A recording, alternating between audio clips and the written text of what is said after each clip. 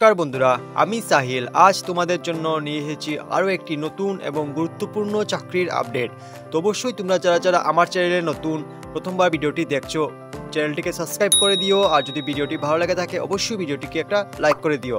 আর comment অবশ্যই বন্ধুরা তোমরা জানিও কে কোথা থেকে ভিডিওটি দেখছো। আমি অবশ্যই তোমাদের জন্য তোমাদের যে লোকালিটি জব আছে সেগুলো অবশ্যই কভার করব।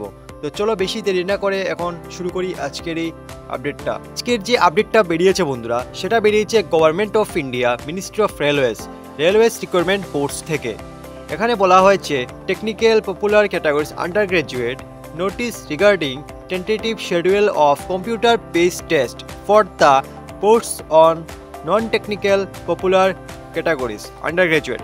এখানে তোমরা যারা কিছুদিন আগে নন টেকনিক্যাল আন্ডার গ্রাজুয়েট পোস্টের জন্য আবেদন করেছিলে, তোমাদের জন্য আজকের এই বিজ্ঞপ্তিটি।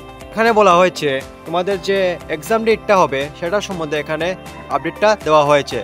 এখানে দেখো, non technical popular categories under graduate computer based test. এখানে এক্সাম ডেটটা তোমাদের রাখা হয়েছে 7 আগস্ট থেকে 8 সেপ্টেম্বর, অর্থাৎ যে 7 আগস্ট সেখান থেকে 8 সেপ্টেম্বর পর্যন্ত, অর্থাৎ 1 মাস চলবে এই এক্সামটা।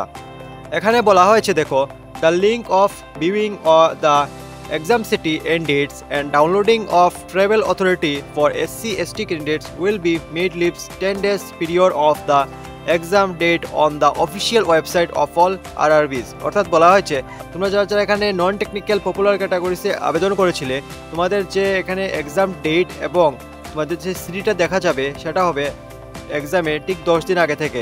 অর্থাৎ যে 7 আগস্ট হচ্ছে তোমাদের এক্সাম ডেটটা স্টার্ট হবে, সেটার আরও 10 দিন আগে থেকে তোমরা এখানে এই এক্সাম সিটি এবং ডেটটা দেখতে পারবে। তাছাড়াও বন্ধুরা তোমরা এখানে দেখো, downloading of call letters will start 4 days period to exam date mention in exam city and date invitation link.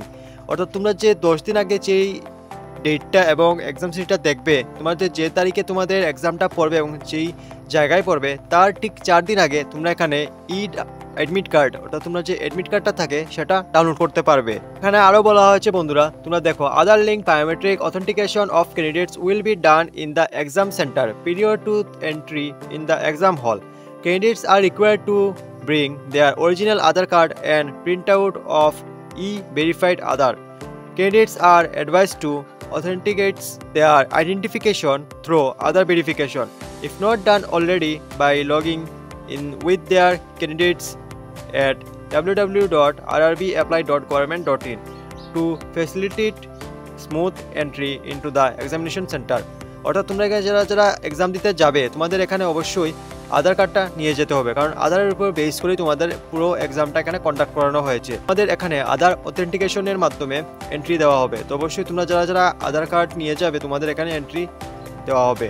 আর যারা নেবে না, তোমাদের এখানে এন্ট্রি দেওয়া হবে না। তো অবশ্যই তোমরা যাওয়ার আগে ভালো করে আধার কার্ডটা যদি আপডেট না করে থাকো, আপডেট করিয়ে তারপর নিয়ে যাবে। তাছাড়াও বন্ধুরা এখানে আরও বলা হয়েছে, তোমরা যারা আধার কার্ডটা নিয়ে যাবে, তোমাদের অবশ্যই ভেরিফাই করার আগে তোমাদের যে আধারটা আছে সেটা আনলক করে নেবে। আনলক করিয়ে তারপর তোমরা এখানে যাবে।